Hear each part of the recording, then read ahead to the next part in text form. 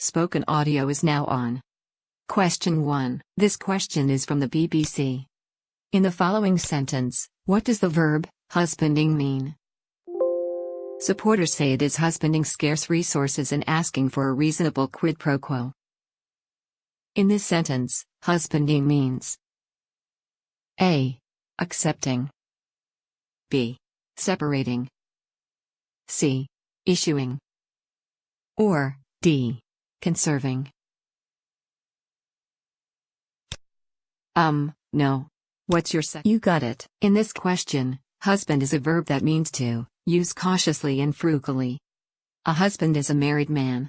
Your grandfather might joke that he and your grandmother have been husband and wife for so long because she has the patience of a saint and he is deaf as a post. The word husband comes from the Old Norse husbandi, where hus meant house and bandi meant dweller. As a verb, husband means to conserve resources and use them frugally. Because of the flooding in the area, roads are cut off and everyone is being asked to husband their supplies. This conservation of resources sense of husband also occurs in the related noun husbandry. Question 2. This question is from The Guardian. Fill in the blank in the following sentence. While the rich few shelter in gated communities safeguarding their billions, the masses live in cramped, blank, apartments, if they are lucky, or in the press and heat of the city streets if they are not. What word fits best? A. Familiar, B. Peculiar, C. Responsible, or D. Communal. Nice job. In this question, communal is an adjective that means for or by a group rather than individuals.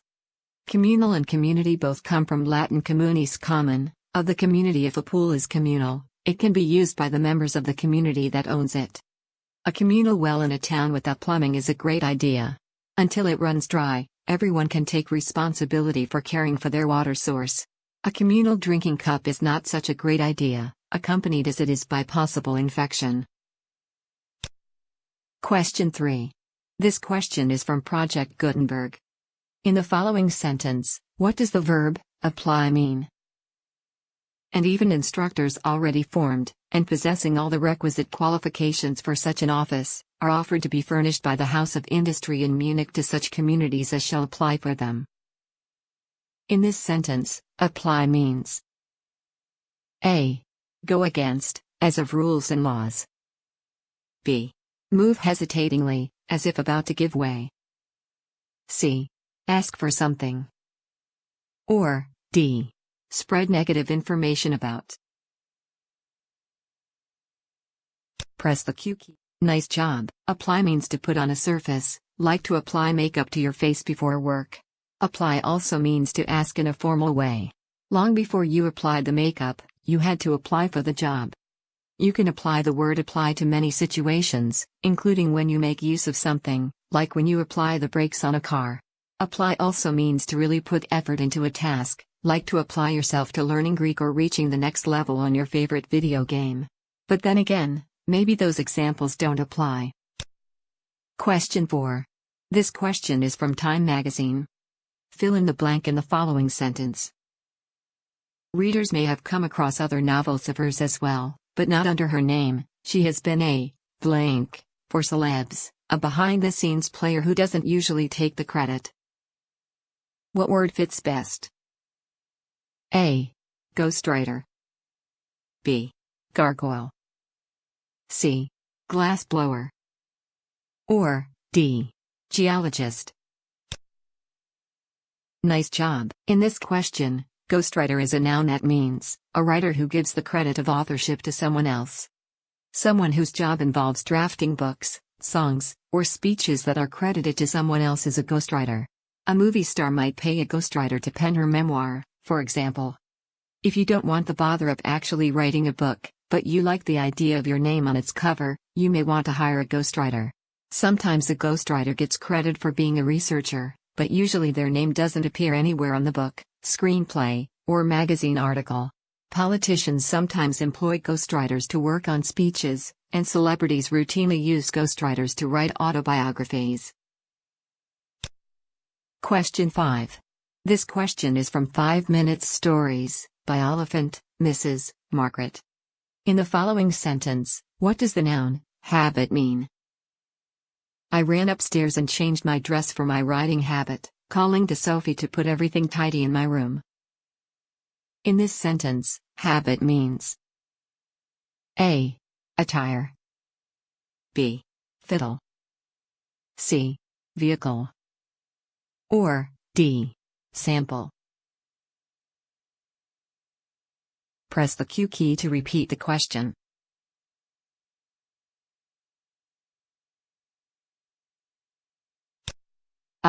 No. You got it. In this question, habit is a noun that means attire that is typically worn by a horseback rider. Any action that you perform regularly as part of your routine can be called a habit. Flossing your teeth would be considered a good habit. Sucking your thumb would be considered a bad habit, especially as an adult. On New Year's, people always vow to break their bad habits, but bad habits die hard.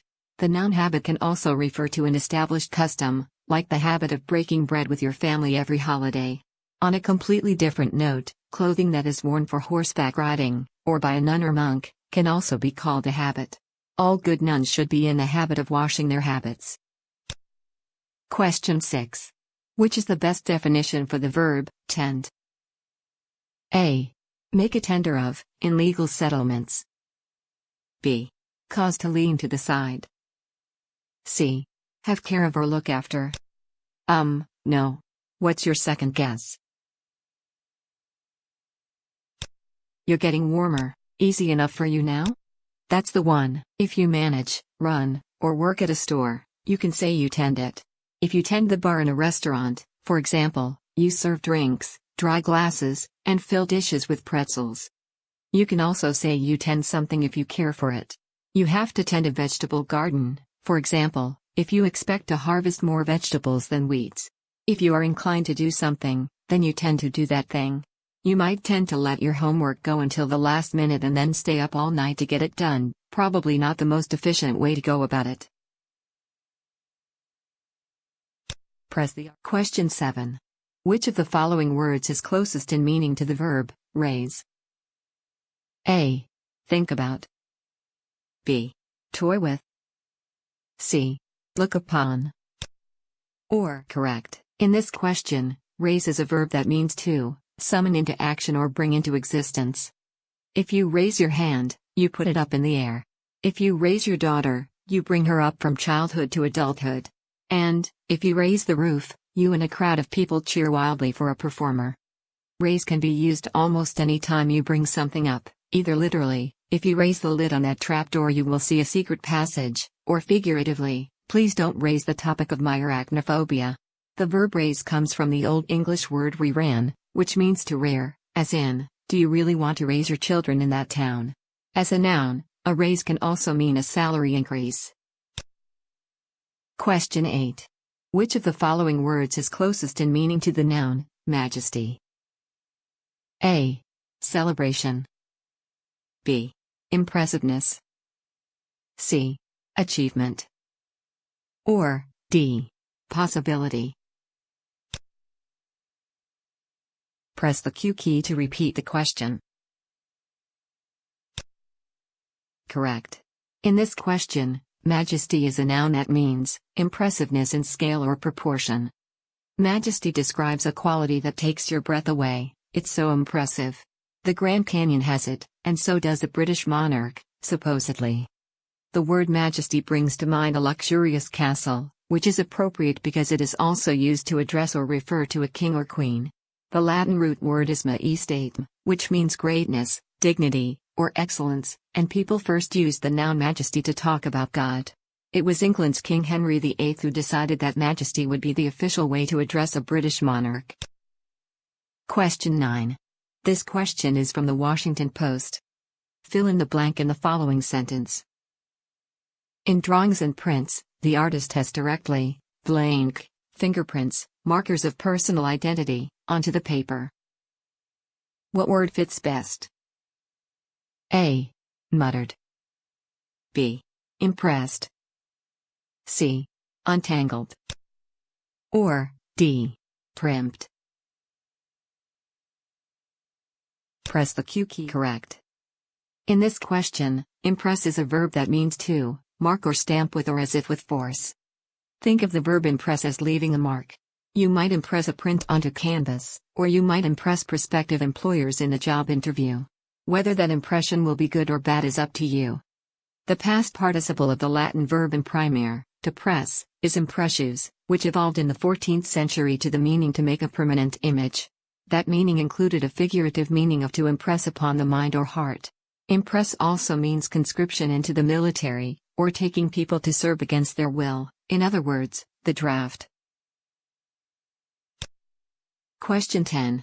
Which of the following words is closest in meaning to the verb profess? A. Grasp. B. Declare. C. Suspect. Or D. Prefer. Press the Q key to repeat the question.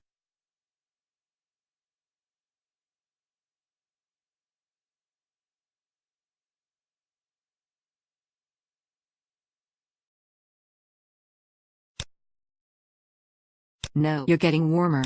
Third time's a charm, huh? In this question, profess is a verb that means to confess one's faith in, or allegiance to. To profess is to declare something, often insincerely. Your joy on the last day of school might lead you to profess that you'll truly miss seeing all the people who annoyed you all year. You can profess something and mean it, but more often the verb profess is used when someone lies about their true feelings. You might profess your love of your grandmother's tuna casserole, or profess that you never bite your fingernails, but you're just saying what you think people want to hear. The original meaning of profess described taking religious vows, and came from the Latin word professus, meaning having declared publicly.